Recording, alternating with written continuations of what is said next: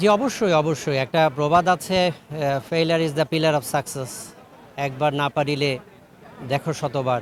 চেষ্টা করতে হবে। চেষ্টা করাটা হয়তো এমন হতে পারে যে ওর যে দুর্বলতাটা ছিল, আরেকটা বছর সময় নিয়ে কাজ করলে এবং একটা নিজস্ব একটা পরিকল্পনা সামনে রেখে মানে তার একটা নিজস্ব প্ল্যান থাকতে হবে এবং প্রতিষ্ঠানের যারা শিক্ষক আছেন অনেক আন্তরিকভাবে কাজ করেন, অনেক মানে স্টুডেন্ট ফ্রেন্ডলি অনেক টিচার আছে, প্রত্যেকটা প্রতিষ্ঠানেই আছে।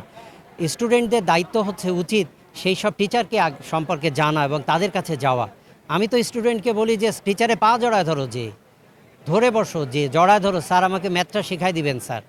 ম্যাথ না শিখে ম্যাথ করার চেষ্টা করলে ম্যাথ পারবে না এবং আলটিমেটলি শুধু প্র্যাকটিস করে করে ম্যাথ শিখলে ম্যাথ হবে না। ম্যাথ হবে ম্যাথের রুট থেকে ম্যাথ শিখতে হবে। ম্যাথ শিখতে হবে ক্লাসে গল্প করে। তো সেই সময় তো তার এখন নাই।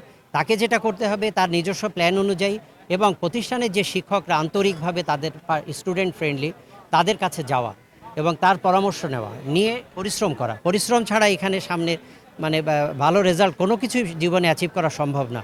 তো তার এই সময়টা একটু হয়তো ক্রিটিক্যাল, মানসিকভাবে হয়তো অনেক ক্ষেত্রে দেখা যাবে সে একটু সাপ্রেসড অবস্থা থাকবে, বাট এর থেকে দ্রুত বের হয়ে আসতে হবে। কারণ জীবনে এই একটা বছর সে যদি কাজে লাগাতে পারে, সামনের দিনগুলোতে হয়তো তার মুখে হাসি ফুটবে। অনেকে হয়তো আমরা মনে করি যে সামনের দিনগুলো এত স্মুথলি, এই অ্যাডমিশন পরীক্ষার জন্য কত ছেলে এখানে ফাইট করবে, ছেলে মেয়ে, তাদের জন্য তো আমরা ফুল ক্যাপাসিটি দিতে পারবো না। তাদের অ্যাডমিশনের ব্যাপারটা সে কাঙ্ক্ষিত জায়গাতে যারা যেখানে যেতে চায়, সেক্ষেত্রে তো অনেক হার্ডেলস, ডিফিকাল্টিস, অবস্টাকলস তার প্রত্যেকের সামনে আছে।